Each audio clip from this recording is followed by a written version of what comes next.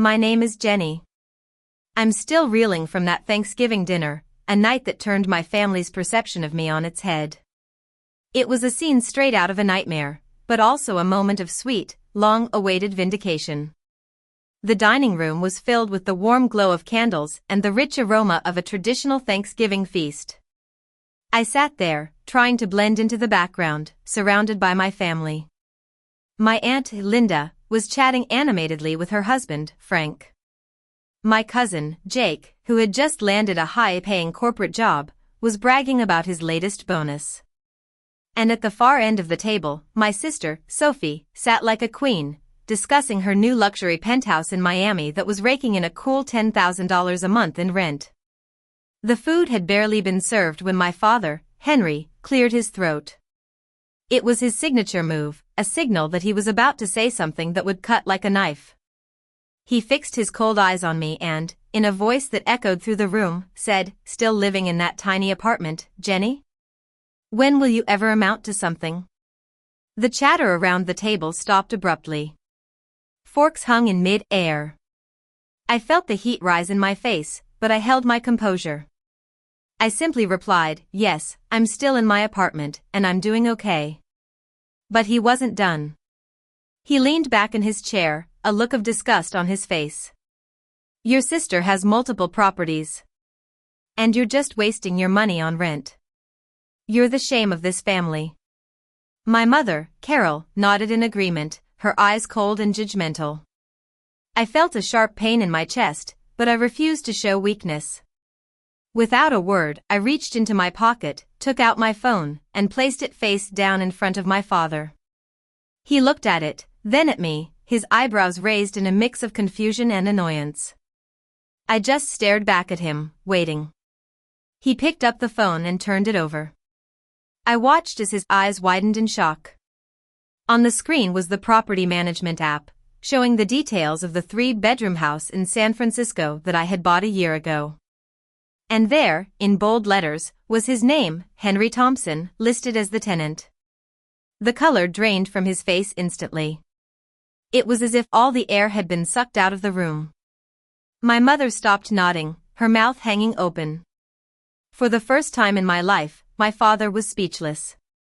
I picked up my fork and took a bite of the turkey, letting the silence speak volumes. It was a moment of pure, unadulterated satisfaction, but also a bittersweet one.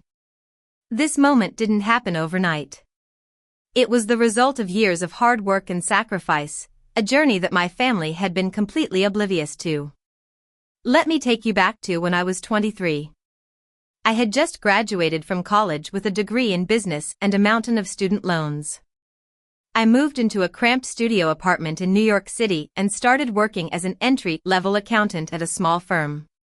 My salary was barely enough to cover my rent and the loan payments, so I lived on a shoestring budget. I packed my lunch every day, skipped going out with friends, and bought the cheapest clothes I could find. My father thought I was just scraping by, and my mother kept telling me to find a better-paying job. Sophie, who had married into a wealthy family, would send me articles about career advancement, as if I was completely clueless. But what they didn't know was that I was on a mission. Every spare moment I had, I was studying real estate investment. I read books, attended seminars, and networked with people in the industry. I was determined to build a financial empire that they couldn't ignore. By the time I was 27, I had saved enough for a down payment on a small duplex in a suburban town. It wasn't the most glamorous property, but it was a start. The rent from the other unit covered my mortgage and then some. I reinvested the profits and continued to live frugally. I didn't tell my family about my purchase. I knew they would have a million questions and offer unsolicited advice, and I didn't want any distractions.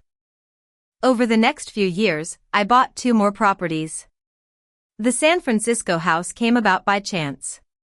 A colleague mentioned that a landlord was looking to sell quickly due to a relocation. The numbers worked, so I bought it through my LLC, just like I had with the other properties. My property management company took care of all the tenant communication.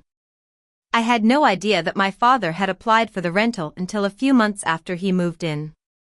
I was doing a routine check of my portfolio when I saw his name on the lease. I was tempted to call him right away, to see the look on his face when he found out I was his landlord. But I knew he would find a way to downplay my success. He would say I was lucky or that the market was just right. So I kept quiet. For a year, my father paid his rent on time, completely unaware that he was paying his daughter. After that Thanksgiving dinner, the drive home was the quietest 2 hours of my life. It was a peaceful silence, like the calm after a storm. My phone rang twice on the way, first my mother and then my father. I let them go to voicemail. The next morning, I listened to the messages. My father's voice was subdued, almost hesitant. He said he had some questions and would like to talk when I had time. There was no apology, but the arrogance was gone. I called him back 3 days later. We talked for over an hour.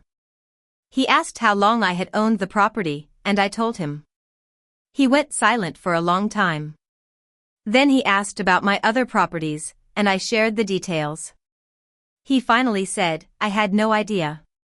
I told him I knew. There was no need for an apology.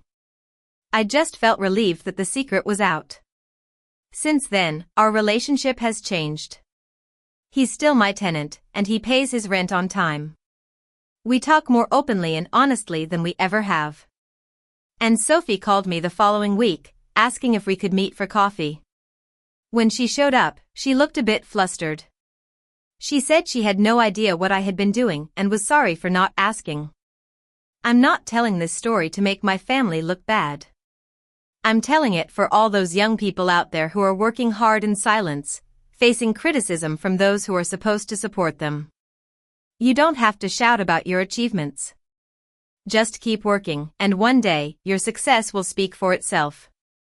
If this story resonates with you, hit that subscribe button because every week, we bring you stories of resilience and quiet strength.